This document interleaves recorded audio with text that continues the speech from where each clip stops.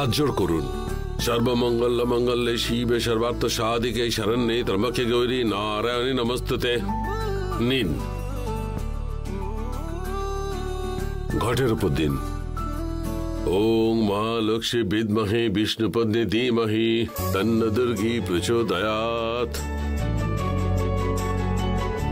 শিবানী, তুমি আমায় ক্ষমা করে দাও। আমি তোমায় অনেক কিছু বলে খুব কষ্ট দিয়েছি।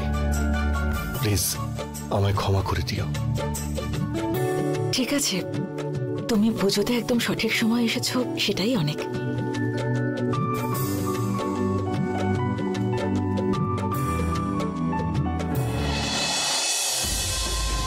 কি ব্যাপারে আদি, বাচ্চাদেরকে আইসক্রিম দেবার মতন তুই এটা আমাকে দিচ্ছিস? কি ব্যাপার রে? শিবানী আর অশোক দূরে সরে গেছে, সেই খুশিতেই আমার তরফ থেকে তোমার জন্য একটা স্মল গিফট। তোকে একটা কথা বলবার আছে, তুই এটা কেড়ে নিবি না তো? কি বলো? আসলে অশোক আর শিবানী আবার এক হয়ে গেছে।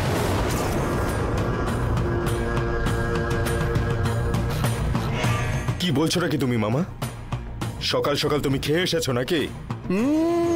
তাহলে যে নন্দিনী ফোন করে বললো যে শিবানী আর অশোক কোনোদিনও এক হবে না কারণ অশোক ঝগড়া করে বাড়ি থেকে বেরিয়ে গেছে, এসব পুরনো গল্প আদি।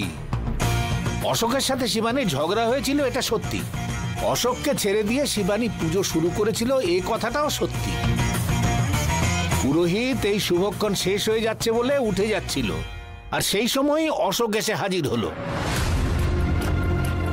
আর অশোকের হাতে নন্দিনীর পরানো রাখিটাও ছিল না। হ্যাঁ, এটা কি করে সম্ভব মামা? সেটা আমিও বুঝতে পারছি না রে আদি। অশোক আসার পরে পুজোটা ভালোভাবেই সম্পন্ন হলো। কোন শক্তি এদেরকে ক্রমাগত সাহায্য করছে? বারবার চেষ্টা করার পরেও এদেরকে শেষ করতে পারছি না আমি।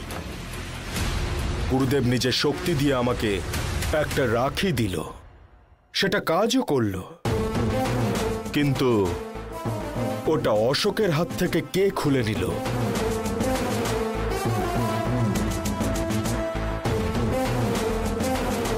এটা একটা বড় প্রশ্ন, আমিও কিছু বুঝতে পারছি না।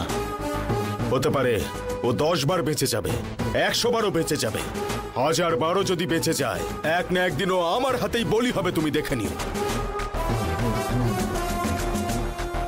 হ্যাঁ হ্যাঁ, তুই যা বলছিস সেটা 100 ভাগই সত্যি। এখন আমি বাড়ি গিয়ে এটা পুরো খালি করে নিশ্চিন্তে ঘুমোবো। মাথা খারাপ হয়ে যাচ্ছে আমার। আমি এখানে টেনশনে আছি আর তুমি বাড়িতে গিয়ে নিশ্চিন্তে ঘুমাবে? তোমায় এটা নিতে হবে না। আদি, এই আদি, আরে এই আদি,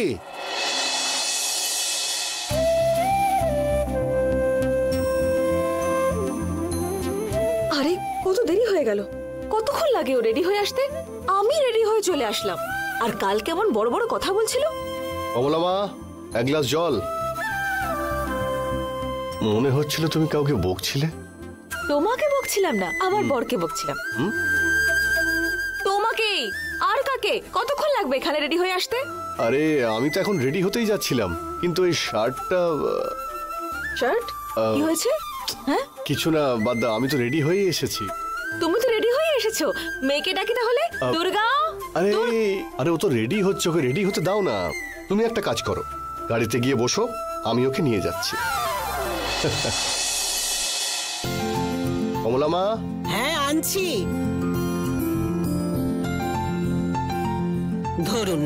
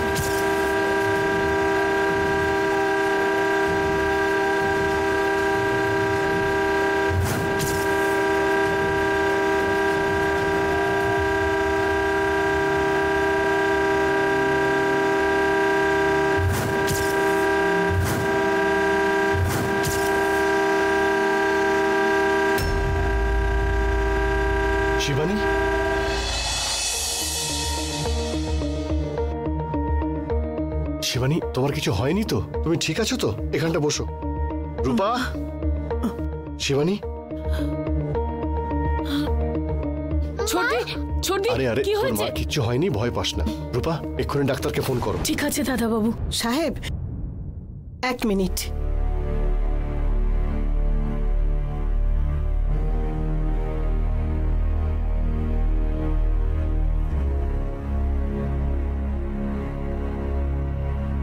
সাহেব, দোলনা রিপেয়ার করে রাখুন। আরে দোলনা রিপেয়ার মানে?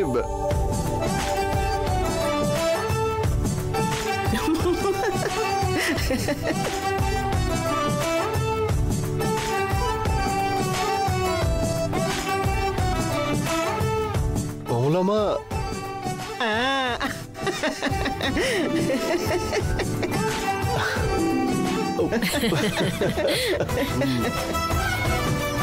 আমি দোলনা রেডি করে রাখছি, তুমি কি বলো? আচ্ছা রূপা আন্টি, দোলনা কার জন্য? আমার জন্য? এই বাড়িতে তোমার একটা বোন বা ভাই আসবে।